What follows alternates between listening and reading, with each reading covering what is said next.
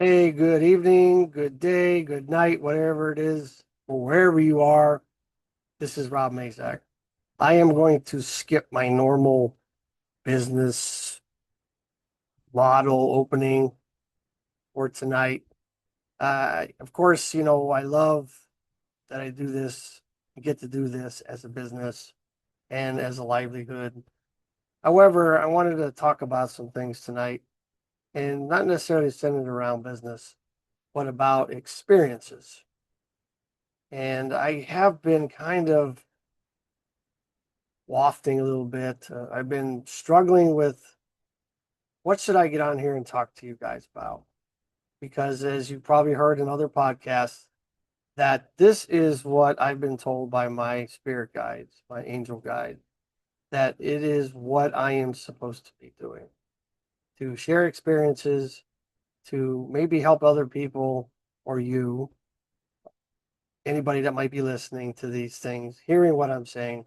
It might get them to think a little bit, maybe ponder some things, maybe dig deeper into the reality or the reality outside of ourselves and begin to really kind of break out of the 9 to 5 and the everyday go to work, come home, eat dinner, watch a show, go to sleep, do it again, living for the weekends.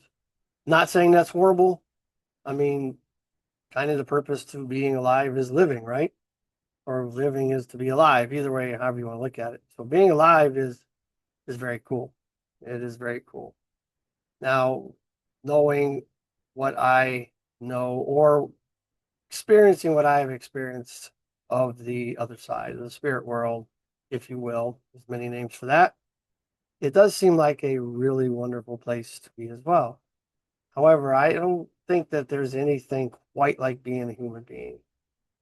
The struggles, the joy, the just all the things that go with being a human being. I was talking to a relative of mine last night, and that was the topic, of course. And so I think I realize what I want to talk about. So if you could see the other side, experience what it's like to be outside of being human, outside of being on this earth or this place, whatever this is, would you go? Would you do it? And what do you think you would find? Well, there's a lot of ways to get there, so to speak. Meditation is very much the way, in my opinion, to leave this reality, to leave your normal everyday consciousness, to get out of your conscious mind, to connect with your subconscious, which, in my opinion, is like the internet box in your home. It just gives you the gateway to an enormity and endless amount of information and experiences you can have outside of yourself, outside of what you consider to be real, this body, this world, this desk, this RV, this whatever. It, I believe that we really get ourselves wrapped around what our five senses bring into our 3 pound of flesh called the brain in a dark space, and it really does create our reality for us. It doesn't make a lot of sense if you think about it. It's just a computer of sorts that's taking peripheral information and creating a reality for us. But what if you could travel outside of yourself? Would you do it? I tell you what, it is amazing. It's a lot of fun, and the experiences that you get to have are amazing. It doesn't prove that they're true, of course. However, I think that just about anybody you would ask in one way, shape, or form, in some way, would define or agree that there is something outside of what we call reality. There's a lot of names for that. You could wrap it around the personification that it's God. Could be people call it the universe. People call it cosmos. Call it dimensions. There's just a lot of ways to describe that or put a name to it. I will use the spiritual realm just to make it simple for today. I've been meditating for a long time, 12, 13 years, something like that. And I really needed to get started. And I had a big life event that pushed me that way. And it's been a wonderful journey ever since. And the amount of experiences that I've seen or experienced in a meditative state have been quite amazing. I even wrote a little book about it and about some of the journeys that I've been on. And it is just, it's hard to describe what you experience, what you see, what you get to learn, things you get to understand, or things that are given to you that there's no way that you could have possibly have known that any other way. I mean, I've gotten information like I remember early on in my meditation, I got a lot of information scientifically that I had never heard of before. And when I go to research it, I think it was, yeah, 0 Point. I was trying to come up with a name, but I remember seeing and being in this place and was told that it was 0 Point. And it was just the most calm and serene and peaceful place, but felt very energetic at the same time. It was a very unique place. And it was that space of nirvana, as most people would describe it, reaching that almost theta level of consciousness, being aware, but not being awake. It's kind of a weird space I was in. But when I went to research it, 0 Point energy is a thing. And this is something I was hearing for the first time, never have heard about it. When I went to research it, it was a thing. It wasn't even a real big topic back then. It is now. 0 Point energy is a thing. I mean, it's been a thing, but it hasn't been really talked about in mainstream much. But the point to that is that I was given information from somewhere else besides myself, it appears, that I had not been introduced to before. And I find that quite amazing. What is it that we're tapping into? Is it that we belong to, or we are simply a very minute part of all of existence, and that in some way, shape, or form, said that a lot, haven't I? But in some way, we are connecting to an energetic signature of that information. We're dialing into that frequency and we get to experience that information. The same thing happens with doing mediumship work and psychic work, in my opinion. Is there really something on the other side? I do believe so.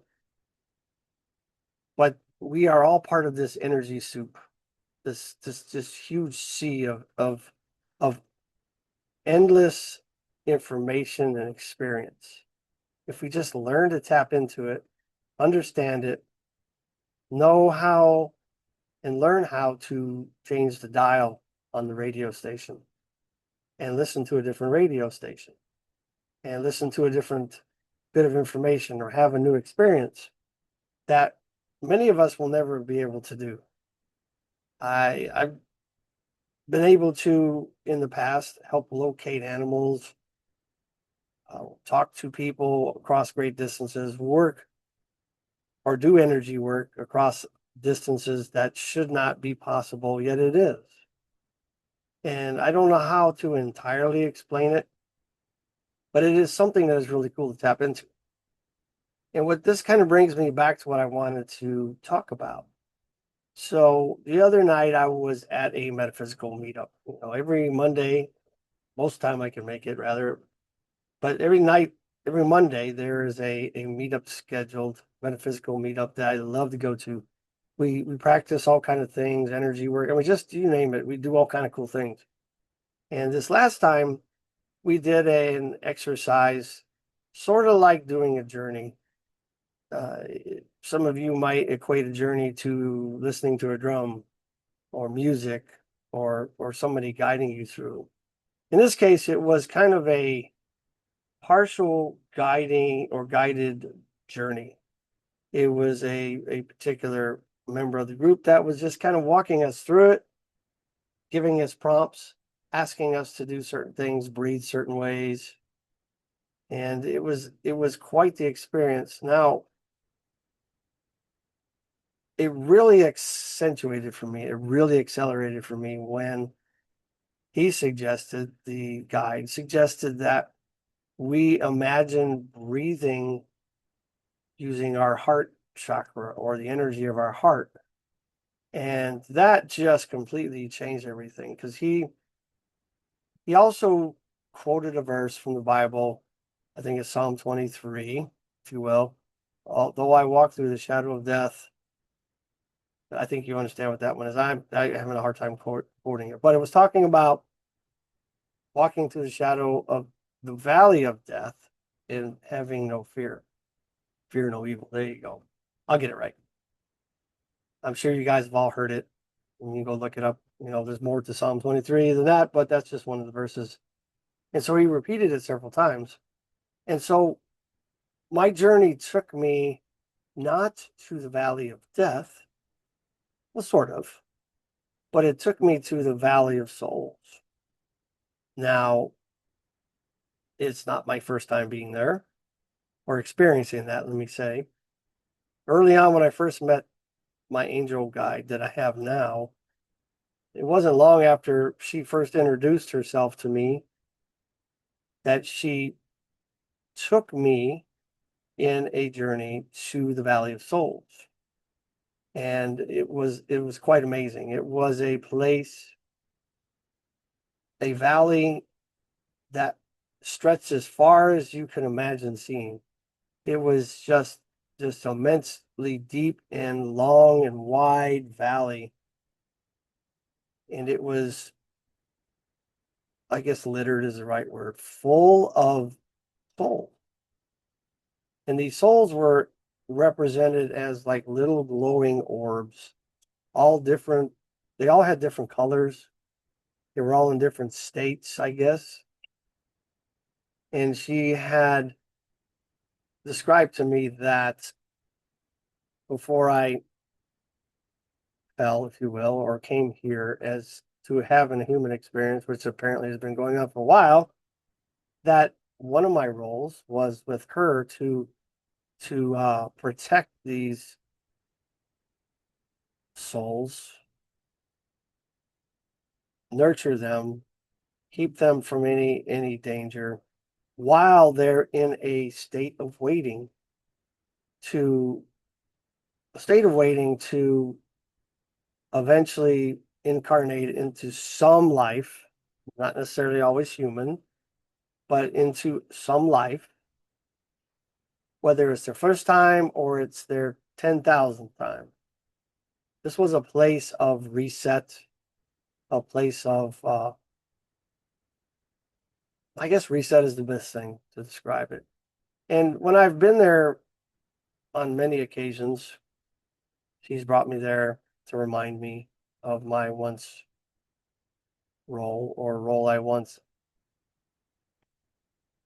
carried on with, I guess you'd say, a role that I held. And she brought me there for various lessons, I guess you'd say. But when I went there this time, in this partially guided journey, I found myself there with my spirit guide, my angel, whose name is Layla. I affectionately call her Angel. Makes it easy, right? But it was way different this time. And I think there's a couple reasons for that. But the intensity that I felt from these souls was just completely overwhelming. In the past visits, they were not that way. But it was almost overwhelming. I almost had to stop because my ears were getting hot. My whole body was just vibrating. is almost as though they were all, I guess, screaming at me energetically. Like there was about to be this huge, I guess, evolution of these souls, a mass awakening, a mass incarnation. And that could mean a lot of things. I mean, if you look at the times we're in right now, that could be very relevant. I mean, there's a lot of crazy things going on in our world right now, and a lot of very big ticking time bombs, if you will. So there may be something that's related to that. I'm not sure. I didn't really dig into it much after that. There was a few days ago and work keeps me busy, so I don't always get to contemplate on things like I should and ought to be doing, right? But usually by the time I do that, I'm so tired. Fun times, right? So, and the other thing that I was thinking about on that was why is it that this time was different? The other times that I've been there, I was meditating by myself under my own energy, connecting with my angel guide and getting a tour, if you will. That kind of connection to the spirit world through my guide. But this time when I went there, I was filled with, or the room was filled with, I don't know, 15 or 20 other people going through journeys as well. And this brings me back. I'm not trying to always bring things back to biblical text, but there are a few things in there that just really, really stand out and make so much sense. But in the Bible, it's written that Jesus had said, you know, when two or more are gathered in my name, there I am. But in my opinion, what I think that means is the power of more than one is exponentially stronger than simply just one more or two more. When you bring two together, it's more, it doesn't just multiply at times two, it multiplies at times just I don't know, exorbitant amounts of power and energy. And when you gather a bunch of other people in the same space with that type of energy for a good 30 minutes, I think we went at that one. The exponential ad, advantage to that journey is just incredible. And so I think that may be part of that. There could be a lot of different things to that. But I wanted to bring this up because I want to encourage you guys to to really explore meditation if you have not been doing that or you don't do that. Meditation is a really awesome tool. It can take you places, you can experience things, you can do things for people, you can find things, you can view things remotely, you can connect with the spiritual realm, you can connect with beings on other planets, you can do all kinds of things. And it is quite amazing.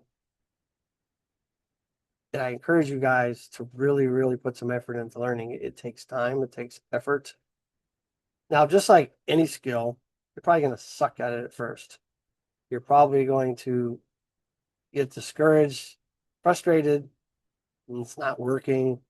You know, I had to really put some time into it. I think it was about, I want to say a good month of doing it several times a day before I, quote unquote, got it to where I could feel like I was actually journeying and going, taking my consciousness somewhere else and experiencing something new, gaining new knowledge, new wisdom, new experiences, talking to entities, whatever, right? I mean, it is limitless what you can do with meditation. Now, this is not necessarily designed for spirituality or metaphysics. This is just, it is a natural thing. You can take all these things I'm talking about and apply scientific or science to it rather, and it makes sense scientifically too. This is not something that's just based in metaphysics, spirituality, religion, uh, anything like that. I mean, yes, you could describe it that way. You can experience it that way. Cool. It doesn't really matter what you call it, how you get there, but the experiences on the other side are just incredible. Some of them are so incredible that they're very difficult to describe. Now, meditation does not have to be you sitting cross-legged on a mountaintop, smoking a pipe, sitting in a monastery for years and years until you get it. It is not necessarily that way. Everybody has their own way of meditating. At this group the other night, before we started, the group leader likes to go around, introduce yourself, what's your name? And he asked what our best method of connection was. That everybody just had a quick answer. And when it came to me, mine was that I can connect any way, anywhere, anyhow. However, the most fantastic way that I connect and the most extreme connection is when I'm physically pushing my body. Exercise, I guess you'd say. Just really pushing myself to the limit. The amount of information comes streaming in. The clarification, the clarity, the connection, the experiences, the messages are just abundant, almost overwhelming sometimes. So you might add, because a lot of people get wrapped around this idea that meditation is you got to be sitting still, you got to be sitting in a certain way, you got to have certain light, you got to have your eyes closed, or you got to have a candle, or you got to have. Now, all of that might work for some people. You have to figure out what that is for you, because some people can get to that state, that alpha state, where really we're looking for a deep alpha state. Because theta level is that level where right before you go to sleep, where your dreams happen, where you don't necessarily remember the experience. So you want to be somewhere between alpha and theta, so you're still conscious enough to remember what you experienced, right? Some people do that using video games. Some people do that gardening. Some people do that walking. Some people do need a ritualistic way of connecting.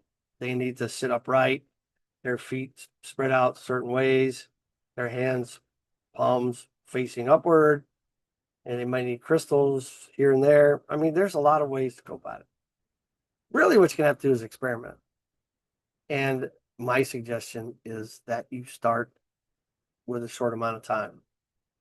Because if you go into it and say, I'm going to meditate for an hour, ooh, man, you're going to spend a whole hour daydreaming. You're going to go, find yourself thinking about HEB or Walmart or the kids' homework. Or, I mean, a lot of times it just doesn't work. Every now and then I get a good hour in. It's possible. And the problem with a whole hour is you don't remember all of it, even though you're conscious through it. So maybe I should record it or talk out loud as I experience it. Maybe that's a thought. But the thing is, if you go into it, even if you're just learning 5 minutes, 10 minutes, set a timer, and don't frustrate yourself because, like I said, when you start something new, you're always going to suck. I mean, there are times in your life when you try something for the first time and you feel like you're an expert, but by and large, that doesn't happen, right? Generally, you have to work at something, practice it, practice it, practice it until you become better. Perfection is not a thing. You can only better your best, right? And as you do learn to meditate and as you get information, the other secret to that, the other key to that is that you really need to just trust what you get, because a lot of it's going to feel like you're making it up. It's going to feel like, what the heck am I thinking? And you're going to try to make logical sense out of it. And the other side, whatever you want to call it, the religious realm, spiritual realm, the ether, whatever, it's not really a place of logic. I mean, I'm sure there is some, but the thing is that, places like that don't have time. They don't have space. So it's not something, or a dimension or a space that is like ours. Everything moves forward, from past to future, and everything is set up logically. The physics acts the same on everything all the time. Nothing in the physical world changes much. But in the spiritual realm, it's way different. Anything and everything can happen. Time is not a thing. Logic is not necessarily a thing. So you just have to learn to kind of go with it, see what happens. I mean, what's it going to hurt? You don't have to share it with anybody. It is kind of cool if you talk about it with people, because then you can, maybe get some insight into what you saw. Maybe somebody else can help you go, "Ooh, that sounds like it might be this." So I, I do encourage you guys to even write that stuff down, record it somehow, type it up, write it down, journal it. I did journaling for a long time, and I put them into stories, short stories, and that's how my first book came out, my only book rather. Uh, and it is a great way to capture, because let's just face it, the minds that we have now, the consciousness that we have now, the memories that we have, we cannot hold all our memories in our conscious mind all the time. It's just not designed for that. Our subconscious is where all that stuff is stored. And so we don't have a lot of our memories fresh available to us on the spot all the time. So sometimes you have to go back and read some of the old stories. It's like, man, I'm trying to remember some details of that particular journey I was on. If you have it recorded somewhere, you can go back and listen to it, read it, whatever. And it really does help. I mean, I have so many of them written down that, there's no way I can remember them all. And it's just the way us humans are made. And just understand that meditation, at least to me, the way I would describe meditation, true meditation, when you're there, you've kind of cordoned off your thoughts enough, turned off some of the extracurricular peripheral thoughts enough to focus or hear or see or experience something without all the worldly things pinging at you. Uh, it, it is quite amazing. And the thing is that we're going to get things that don't always make sense. And you can use meditation in this particular level of consciousness, all right, to do a lot of things. I started out by mostly just listening, getting to the space and kind of using your inner ear, if you will, listening to what messages might be coming through, what experiences might be coming through, and allow it to just happen. Other times I will use it if I'm struggling, say I'm struggling. I still, I mean, every now and then it happens where I try to meditate. I feel like I should meditate, but it's not happening, right? It's just one of those days, right? So I'll just use it for intentions, affirmations. Other times I will ask a question or questions, or ask for direction, or ask for meaning about something, and shut my mind, I guess you'd say, my voices in my mind off, and just listen, hear what it is that they're trying to say. Because the other problem I hear a lot is people will come to me and they say they repeating affirmations, they're repeating prayers, they pray and they pray and they pray, they ask and they ask and they ask, they affirm and they affirm and they affirm, but nothing's happening. My first question is, have you stopped to listen? Because you might be getting the answer. You just might be getting the answer. All right. And the other thing, in my opinion, that this level of meditation is like dreaming. I call it conscious dreaming. Because dreaming is a whole nother way for you to connect to the other side. As you go to sleep, you pass through the theta level on your way to delta full sleep and on your way back out at least twice, right? If you wake up a lot like me, multiple times, right? But the thing is that when you are, I've learned anyway, that when I'm dreaming, that dreams have meanings. But we don't always get like clear, perfect messages spoken to us in dreams. Sometimes, yes. Some people get it that way all the time. But for me and most people, we get the movie. We find ourselves somewhere going through some experience, good or bad, and there's people there. There's maybe you're in water, maybe you're in a car, maybe you're in a boat, maybe you're getting shot at. But the thing is that all of that has some meaning, some symbology that can help you write the story of your dream. As you dream, as you remember your dreams, and as you have meditation in that space, and you get something you don't understand, you see symbology of some sort, right? Body of water, a car, like I was saying. You're driving it, you're riding in it, you're driving it backwards. See yourself in the mirror, whatever. Go research it up. The internet we have is amazing. It is amazing. You can go and just search it up.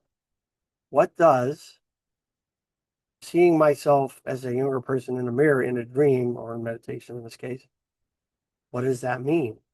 And you'll find a lot of definitions for that, a lot of meanings, a lot of descriptions. What you'll have to do is find the description that resonates with you. And you go, that I'm feeling that one. And then when you have that in your vocabulary, you now have part of the language that the other side is speaking to you in. And the more and more symbols and symbology and things you research in your dreams and your meditation, the more you do that, the bigger your vocabulary becomes. And now you can have a conversation with the other side, spiritual realm, right? So energies or entities or beings that are not necessarily flesh and blood that exist outside of us, they don't speak the same language as us, right? We have language. We have lots of languages. I mean, for goodness sake, we have 26 characters in the English language, and we can write novels after novels after novels out of 26 letters. You know, it is amazing what we can do with language, but imagine languages that far exceed the complexity of ours and trying to learn to understand that. So the other side tends to give us pictures and movies and symbols. And there you go. We begin to learn. And then you can have a conversation. Every now and then, something stumps me that I haven't seen before. So I go look it up. There's no shame in the game, right? Even if you see numbers in the dream. My brother sees them all the time. I mean, he sends me these really complex numbers that he sees, and he dreams about it all night. And I've had the same issues before, and many times. And so, if you see numbers like that in your dreams or your meditation that just are consistent or persistent, well, look it up. What does the angel number blah blah blah blah mean? And you will find once again multiple descriptions. You have to figure out what resonates with you, and you'll find that messages will become much clearer. So as you can tell, when I'm suggesting you do is to actually learn to meditate, learn to communicate, learn to understand, learn to connect in a way that you get some wonderful experiences, information, knowledge, wisdom, gifts, if you will. You'll hear messages that will direct you sometime. Early on, I remember not even in meditation, but after I'd gotten good at meditation, I heard one of my first initial messages from my guide. She says, "You need to go learn Reiki." At that point in my life, I had never even heard of Reiki. I had no idea what that was. I had to go search it up. It's like, okay, what you want? Went and took all 3 levels of Usui Reiki, and here I am, 12 years later, right?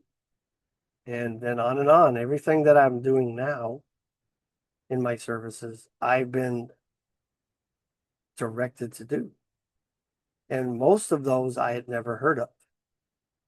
And so I think when you get direction for something that you've never heard of, you don't have any background or any influence on messages that come into your mind, I think that makes it more valid.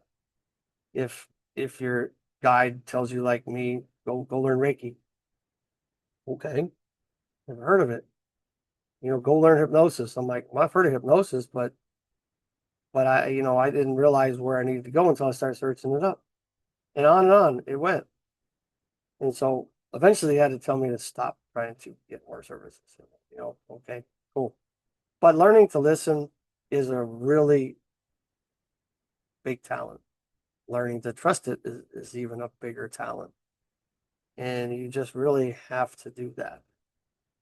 And it's going to feel very foreign to you, like learning a whole new, let's say, like me, I only speak English.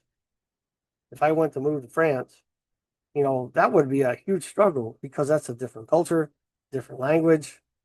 I would probably starve to death trying to order food over there, or go to the grocery store and figure out what to buy, or you get my point. It's the same idea, right? And the younger in life you start learning a new language, like the language of the other side, just like any language, learning it younger is easier than learning it older. I didn't really start wholeheartedly until I was 54. Of course, I was doing it earlier in life. I just didn't understand entirely what I was doing. I was still getting messages, but I had to learn to trust it. And sometimes you got to get a swift kick in the ass before you really get started. Let's not go down that road, shall we? Because you will. You're meant to start. Yeah, they will. I say they. This side will figure out how to get you to start, right? But this will create for you a wonderful life, a much richer life, a much more a life filled with wisdom and experiences that money could never buy. It doesn't cost you anything. You don't have to buy a course. You don't have to spend money on anything. You don't have to leave your house. You could go in the bathroom at work, put your headphones on, and boom, meditate for 10 minutes. You could do this anywhere, anytime. Most time you got to learn it at home in a quiet place or somewhere safe, right? Without distractions.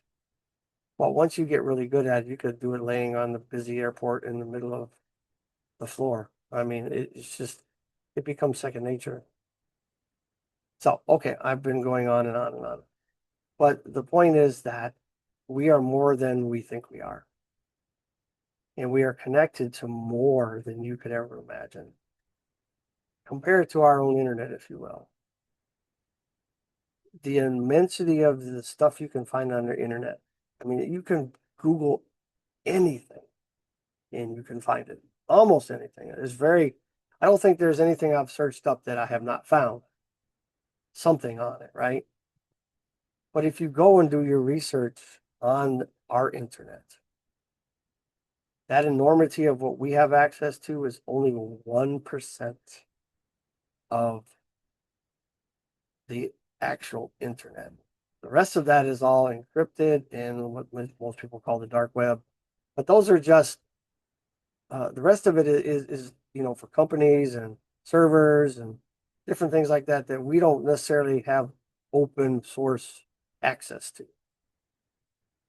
And just imagine that you are the 1% in the story of meditation.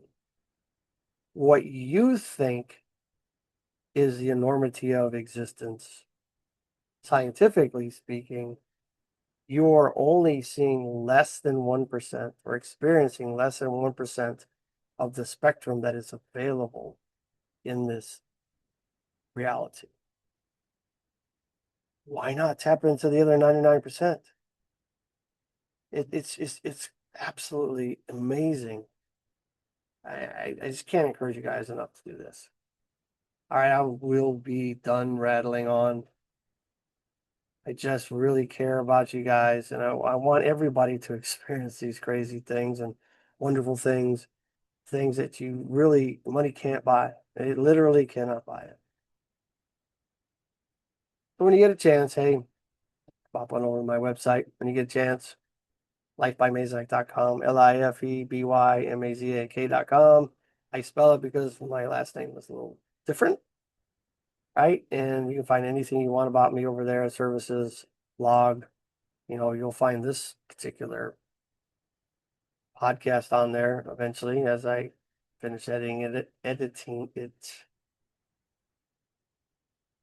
And I really, really look forward to hearing from you guys, working with you guys, because what makes us better humans is helping others. And in helping others, you help yourself. I have learned so many things from working with clients. I have learned, just it's an enormous amount of things from students and clients. And it just makes all of us much better people. So once again, I look forward to hearing from you. Stay strong and live your life.